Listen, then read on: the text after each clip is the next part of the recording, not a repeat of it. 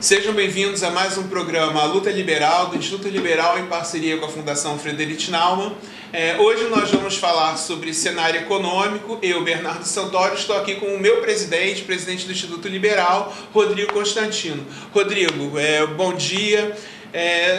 Nosso cenário econômico brasileiro atual, o que eu vejo assim de muito ruim? Contas públicas deterioradas, altíssimo protecionismo, alta carga tributária, muita politização dos gastos públicos, muito excesso de competências governamentais que acabam desviando os recursos que deveriam ser destinados para questões específicas de Estado para coisas de pouca importância,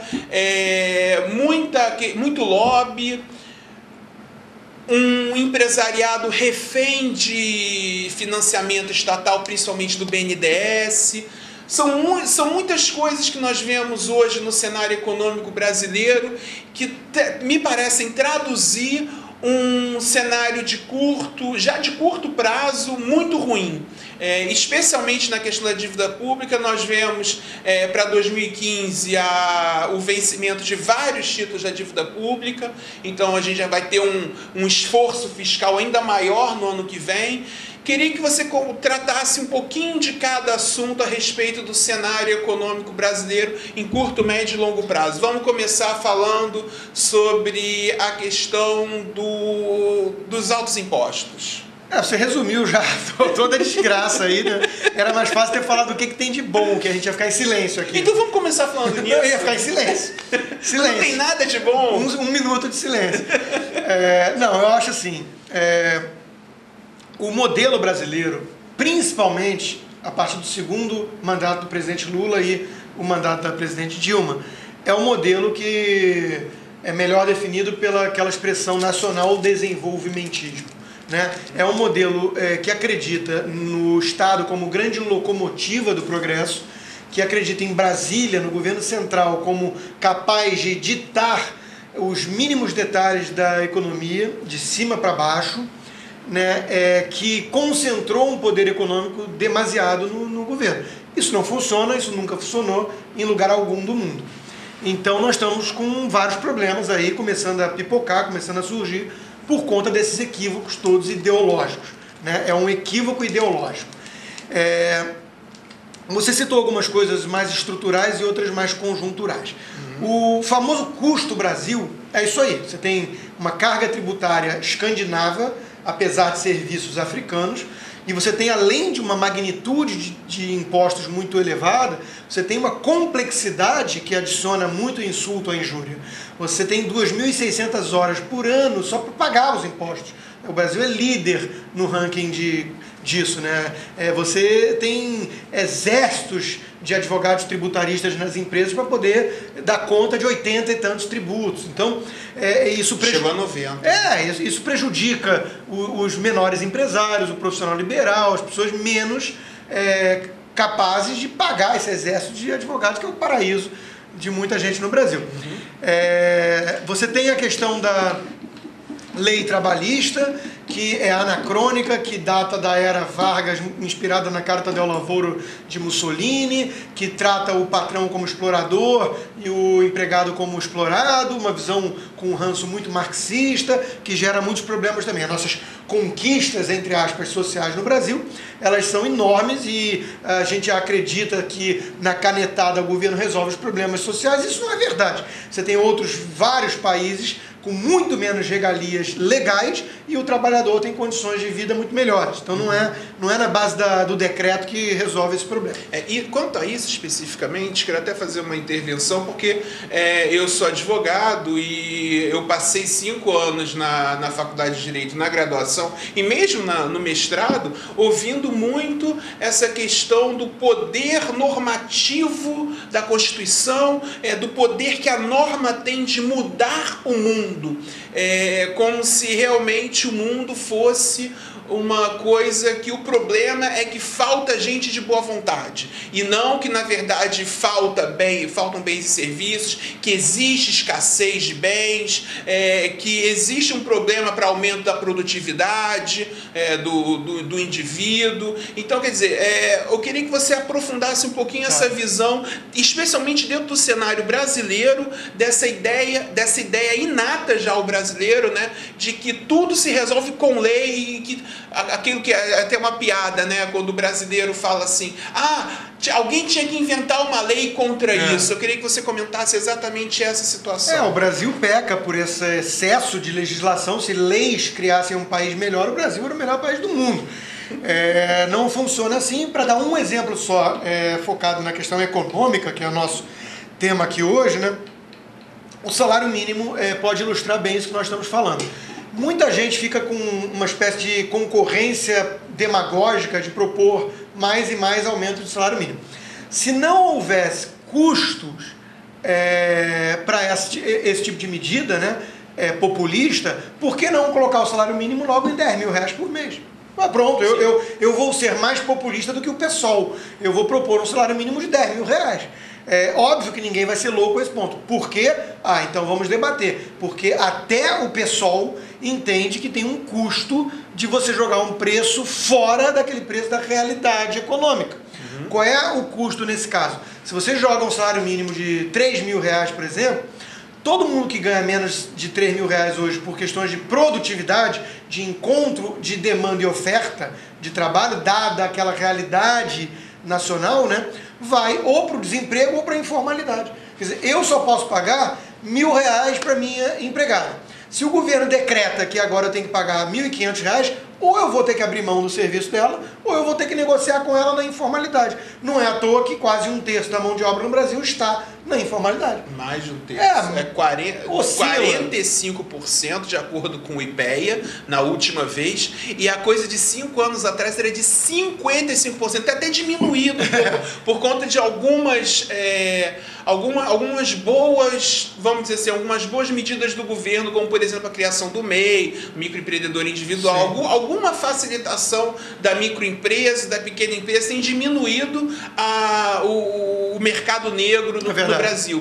Então diminuiu de 55% para 45%. É absurdo, Ainda é muito alto. O Brasil hoje é o segundo maior mercado negro do mundo, atrás apenas da Rússia. Exato. Outro exemplo, além do salário mínimo, para ilustrar isso, são os 13º, 14º salário. Quer dizer, você vai... tem uma brincadeira de economista, né, o Modigliani, que pensava assim, que é mais ou menos assim: você vai numa pizzaria e fala, hoje, em vez de cortar em 12 pedaços a pizza, corta em 16 pedaços porque eu estou com muita fome. Ora, o tamanho da pizza não mudou, apenas mudou a quantidade de fatias. Quando você começa a criar essas regalias legais, né, 13º, férias remuneradas, vale alimentação, vale transporte, vale não sei o quê, o que você está fazendo na verdade? Você está fazendo com que aquele salário total, dependente da produtividade do trabalho e da oferta e da demanda naquela situação do país, vai ser dividido de forma diferente, apenas isso. E muitas vezes pior do ponto de vista do próprio trabalhador. Porque eu preferiria receber o dinheiro e escolher como eu vou gastá-lo, do que receber 13º, 14º, vale daquilo. Quer dizer, eu tenho um poder discricionário melhor de onde aquele dinheiro é gasto de forma a atender melhor minhas demandas do que o próprio governo. Nesse sentido, eu acho que uma figura caricata do direito brasileiro, do direito trabalhista brasileiro, é a figura da FGTS. Sim, né? O FGTS, ele é um fundo em que o trabalhador perde cerca de 10% do que ganha por mês para o governo, que vai administrar aquele dinheiro, e aí só vai devolver aquele dinheiro caso aquele trabalhador seja despedido com justa causa. sem justa causa, na verdade, e aí ele vai e entrega aquele numa remuneração ridícula de 3% ao ano, a caderneta de poupança, que é o rendimento mais baixo, paga quase o dobro. Então, quer dizer, você tem um governo gerindo muito mal, dizendo que está roubando o povo, né, dentro do tempo, e ninguém reage contra isso, políticos não falam contra isso. Eu queria que você comentasse um pouco sobre o FGTS. Não tem o que comentar, é isso. O FGTS é confisco. É o governo metendo a mão no bolso do trabalhador brasileiro. Não tem o que falar além disso. Agora, nós divagamos muito e saímos lá daquele custo Brasil da economia, só para a gente voltar. Sim. A questão da carga tributária, a questão da lei trabalhista, né, que a gente entrou por todas essas nuances escandalosas. E nós temos a questão da infraestrutura, quer dizer, você no Brasil você tem uma infraestrutura totalmente caótica, capenga, portos, aeroportos, tudo aquilo que o governo meteu a mão para administrar, ele gerou uma ineficiência incrível. Nós temos uma mão de obra pouco qualificada, pouco produtiva. Nós temos a questão previdenciária, que é uma bomba relógio à frente, porque também é uma espécie de confisco velado, e você tem um esquema de pirâmide muito preocupante, porque funciona enquanto a demografia joga a favor, ou seja, enquanto temos uma população jovem, mas à medida que a população jovem vai envelhecendo e a pirâmide vai virando um retângulo, a conta não fecha, você tem uma explosão à frente de gastos previdenciários. Já para um padrão de país jovem hoje absurdo. Nós gastamos o dobro dos Estados Unidos em relação à previdência, em relação ao PIB, e nós temos a metade da população idosa em relação aos Estados Unidos do total. Sim. Então, quer dizer, já é uma coisa a Previdência explosiva. Hoje, se eu não me engano, ele ocupa algo em torno de 35% do orçamento federal. Isso, e mandatário, não tem como fugir. Então tem que fazer reforma estrutural, reforma impopular. Então ninguém toca nisso. Então são os problemas estruturais da nossa economia, né? Nós temos gastos públicos de transferência e tudo mais crescendo a ordem de 13% ao ano, enquanto que o PIB cresce 2%. Quer dizer, a conta não fecha. E alguém tem que falar sobre isso, porque é aquele elefante na sala que todo mundo ignora, todo mundo finge que não existe. Só que não dá, né? Então vamos falar um pouquinho mais sobre o reflexo do custo Brasil no empresariado. Porque o que acontece? Você vê cada vez mais um modelo que inclusive chegou a ser um modelo estatal, modelo de governo petista, a questão do campeão nacional. Ou seja, a gente tem que investir muito em determinadas empresas para que essas empresas consigam superar o custo Brasil de tal forma a se tornar um grande campeão mundial no setor, etc. e tal.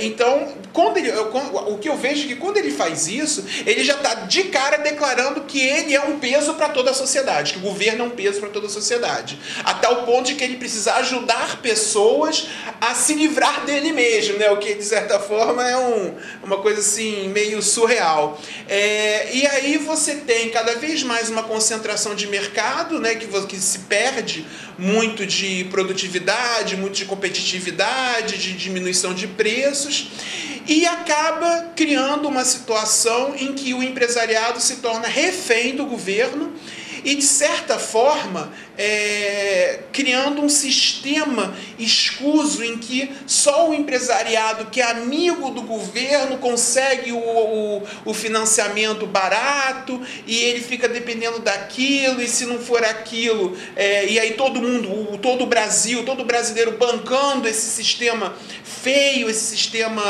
escuso. Então eu queria que você comentasse um pouco a respeito dessa política dos campeões nacionais e a respeito do custo Brasil gerando essa subserviência do empresariado ao governo. Perfeito, porque a gente faz o gancho então dos problemas estruturais para os problemas conjunturais que foram agravados por esse governo, né?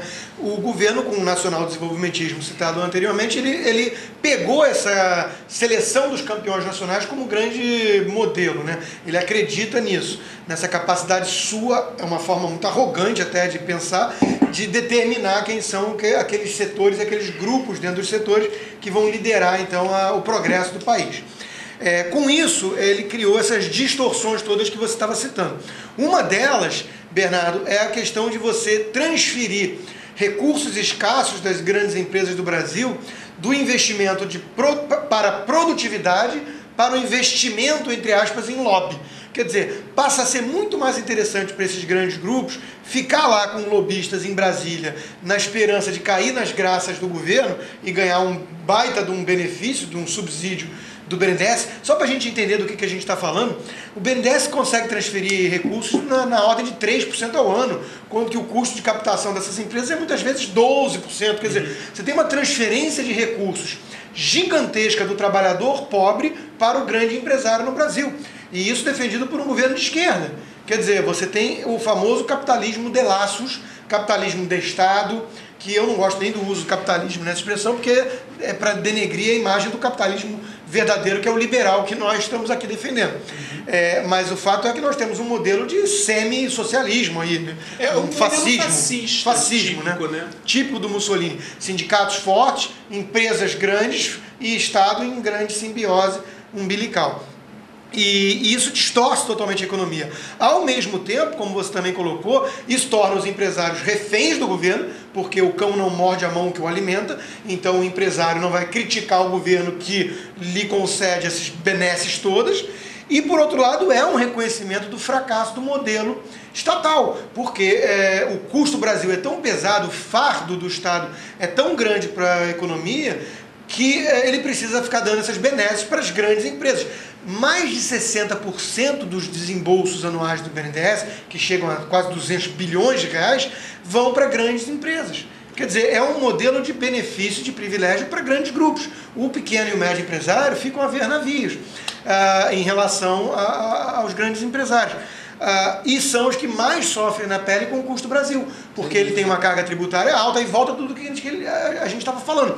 Uma carga tributária absurda, uma burocracia asfixiante, uma infraestrutura capenga, uma logística tétrica. Ele começa a pagar esse preço todo, né, do custo do Brasil, que o grande empresário tenta burlar, tenta bypassar via esses privilégios estatais e via protecionismo comercial também. Era isso que eu ia chegar. Vai lá e protege da competição, da concorrência internacional via barreiras alfandegárias, via sobretaxa, via a taxa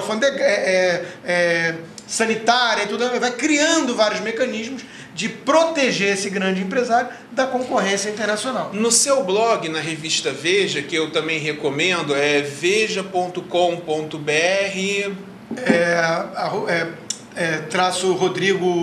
Rodrigo Constantino. Então, estamos aí recomendando, né, acessar o blog pessoal do presidente do IEL na Veja, no site da revista Veja. Você fez uma série que é muito interessante, que volta e meia volta, né? Que é a série Brasileiro é Otário, não é isso? Em que fala sobre diferença de preço entre produtos, bens e serviços consumidos por brasileiros no Brasil e por estrangeiros no exterior, né? E isso tem muito a ver com protecionismo. Tudo a ver, né? Porque a carga tributária explica parte, mas não explica tudo. Sim. E eu fiquei impressionado com muito leitor meu falando que isso não era um problema do custo Brasil, era um problema do lucro Brasil, ou seja, eles voltaram as atenções às empresas, querendo criticar a ganância dos empresários. A ganância do empresário, gente, não muda com a linha do Equador. A ganância do empresário é a mesma em todo lugar do mundo, até porque são multinacionais. Então não é que a Hyundai é mais gananciosa no Brasil, né? O que nós temos que explicar, então, é o sistema brasileiro permitir esse tipo de coisa. E por quê? Um dos exemplos que ilustram bem isso foi a importação do PlayStation novo da Sony, que era R$4.000 no Brasil, nos Estados Unidos é $400. É a ganância da Sony. A Sony é uma empresa japonesa. É uma empresa japonesa atuando nos Estados Unidos e no Brasil. É gananciosa lá e aqui. Quer dizer, é de uma ignorância essa afirmação, mas eu vi muitos leitores meus fazendo isso. O ponto é o seguinte, tenta importar um PlayStation. Tenta fazer mais do que isso. Tenta criar uma empresa de importação de carros e de PlayStations no Brasil. E vai ver o que é. Vai ver se você vai conseguir importar o Toyota, que é japonês, não é americano, para o Brasil nas mesmas condições que importa nos Estados Unidos. Lá nos Estados Unidos, um Toyota vai custar 13, 14 mil dólares. No Brasil vai custar 80 mil reais. Quer dizer, as pessoas não entendem que o problema não é a lucratividade da empresa no Brasil. O problema são as barreiras e obstáculos que o governo coloca. E aí me remete a outra questão que nós estávamos discutindo. O governo faz reuniões com 20, 30 grandes empresários e depois fica perplexo porque não goza de credibilidade do mercado. Na cabeça deles, 20, 30 empresários reunidos na sala é o mercado. Para eles isso é o mercado, e eles esquecem os milhões e milhões de agentes de pequena e média empresa que são quem gera riqueza, emprego, renda para o país, que sofrem com o custo Brasil. Isso me lembra muito a origem da expressão, né, laissez-faire, que define os liberais como nós, né, deixa o mercado em paz, que teria origem lá no modelo francês de Luís XIV, com o seu ministro Colbert, que é um ícone desse nacional-desenvolvimentismo, dessa arrogância dirigista, né? Era o ícone do modelo dirigista estatal, onde ele fez uma reunião dessas, teria feito uma reunião dessas, e aí teria perguntado para os empresários lá reunidos: o que eu posso fazer mais por vocês? E aí um deles vira e fala assim: nada. Sai da frente, né? Deixa a gente em paz para poder produzir riqueza, para poder produzir renda. Então, é mais ou menos isso que a gente precisa no Brasil hoje. A gente precisa de um governo que deixe o mercado mais em paz, em vez de ficar sempre se arrogando a sabedoria de ditar as regras da economia nos mínimos detalhes. Então, já que você está falando de governo, que a gente precisa de um governo nesses moldes, bem, estamos a poucos meses de uma eleição presidencial, né, que vai certamente influenciar nos rumos do governo, ainda que seja o mesmo governo a ganhar a eleição. Toda eleição influencia o governo de alguma forma, os debates, etc. e tal. O que esperar do Brasil dentro do cenário político atual, em que nós temos uma presidente nacional desenvolvimentista candidata à reeleição, nós temos um candidato do Partido Socialista que fala que, conforme falou ontem, já esteve na base do governo e que fala que ele é um neolulista. E que é associado a uma eco-romântica, ecoterrorista, que é a Marina Silva. Nós temos um candidato a presidente de um partido social-democrata com um discurso um pouco mais leve. Nós temos um candidato do PSC conservador que tenta buscar um discurso mais liberal na economia, mas que tem pouca estrutura partidária e é quase certo que não tem condição de chegar lá. Nós temos ainda também um quinto candidato relevante, que é o do PSOL, que aí são os mais malucos de todos. Então, dentro desse cenário de 5 candidatos, existe alguma perspectiva de mudança real e de implementação de boas teorias e práticas econômicas? Olha, o quadro político que você descreveu ilustra bem a nossa hegemonia de esquerda na política nacional. Nós não temos partidos hoje endossando, abraçando, sugerindo bandeiras efetivamente liberais, de redução drástica do escopo do Estado na economia e em nossas vidas, né? Não só a economia, como em outras áreas. Então isso é muito triste, isso é muito preocupante. Nós temos hoje uma hegemonia de esquerda.